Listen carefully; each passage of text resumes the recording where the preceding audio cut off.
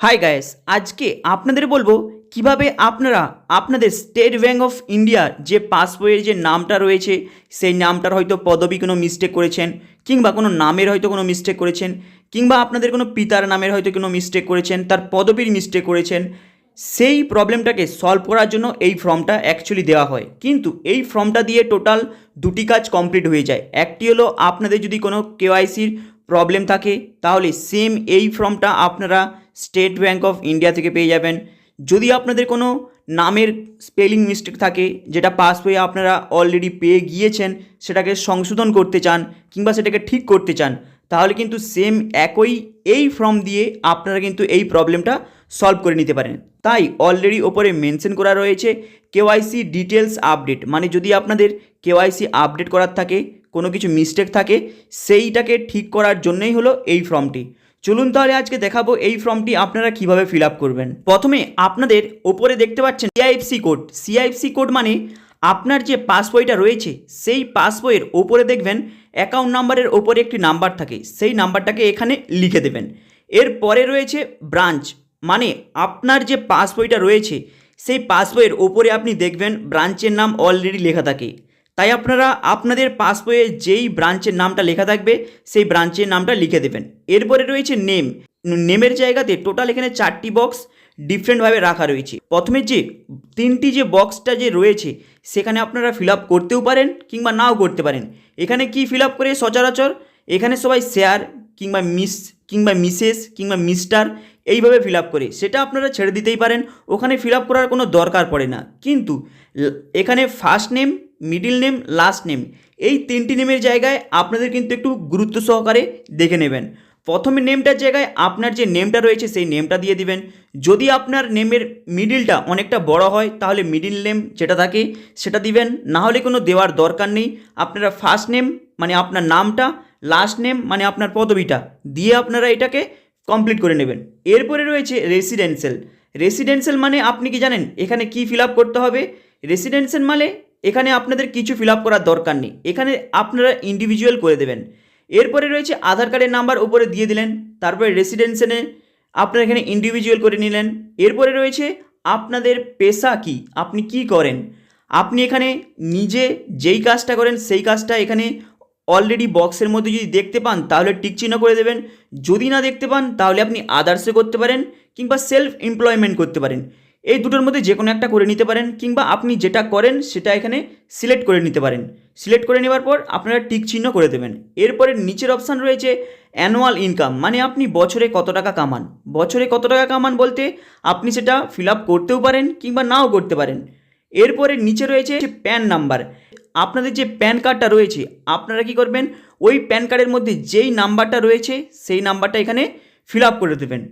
মাথায় রাখবেন একটু দেখে শুনে ফিল আপ করবেন, কারণ যদি আপনারা কেওয়াইসি আপডেট করছেন কিংবা নামের কোনো স্পেলিং মিস্টেক হয়েছে সেটাকে আপনারা ঠিক করছেন, তাহলে কিন্তু এই ফর্মটাকে একটি গুরুত্ব সহকারে ফিল আপ করবেন। এরপরে নিচের যে অপশানটা রয়েছে সেটা হলো ডকুমেন্টস। আপনারা কোন ডকুমেন্টসের আইডি নাম্বারটা দিতে চান। এখানে পাসপোর্ট রয়েছে, ভোটার কার্ড রয়েছে, ড্রাইভিং লাইসেন্স রয়েছে। এখানে পাসপোর্ট যদি আপনাদের কাছে থাকে তাহলে পাসপোর্ট দিতে পারেন, কিংবা ভোটার কার্ড দিতে পারেন, কিংবা ড্রাইভিং লাইসেন্স দিতে পারেন। কিন্তু মাথায় রাখবেন আপনারা কিন্তু ভোটার কার্ডটাই চুজ করবেন, কারণ যেহেতু ব্যাংকের সমস্ত কিছু ব্যাপার, তাহলে আপনারা ভোটার কার্ডটাই চুজ করবেন।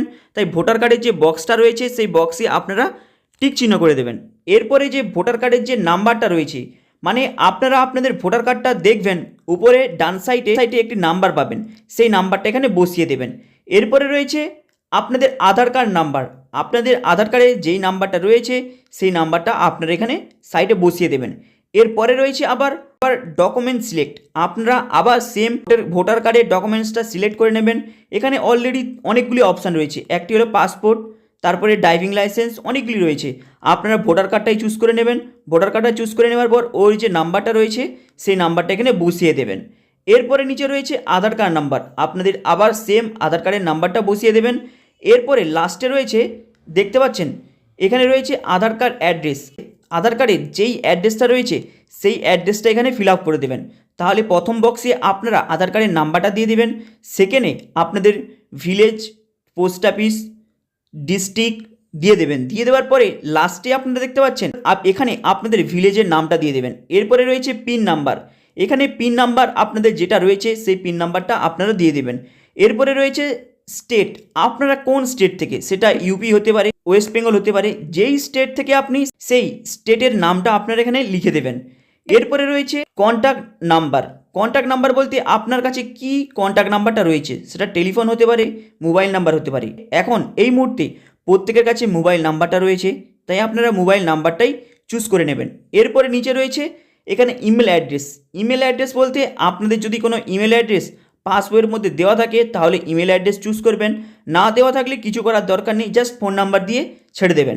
এরপরে লাস্টে টোটাল 3টি অপশান রয়েছে, প্রথমে হলো ডেট, সেকেন্ডটি হলো প্লেস, থার্ডটি হলো আপনাদের সিগনেচার। এখানে প্রথমে যে ডেটের যে অপশানটা রয়েছে, এখানে ডেট বলতে আপনি যেই তারিখে এই ফর্মটাকে ফিল আপ করে জমা দিচ্ছেন সেই ডেটটা এখানে মেনশন করবেন, যেই দিনে জমা করছেন। এরপরে রয়েছে প্লেস, মানে আপনি কোথায় থাকেন, সেটা টাউনে হতে পারে, কোনো শহরে হতে পারে, যেই জায়গাতে আপনি থাকেন সেই জায়গার কি নামটা এই নিচে আপনারা লিখে দেবেন, এই যে বক্সটা রয়েছে। এরপরে রয়েছে সিগনেচার, সিগনেচার বলতে এখানে কিন্তু গুরুত্বপূর্ণ একটি বিষয় রয়েছে।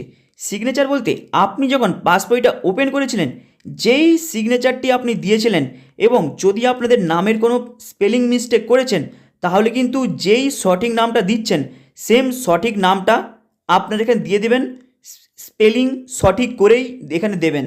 তাই যেই নামটা আপনাদের পাসবই ওপেন করার সময় ছিল, যেইভাবে লিখেছিলেন সেইভাবে এখানে সাইন করে দেবেন।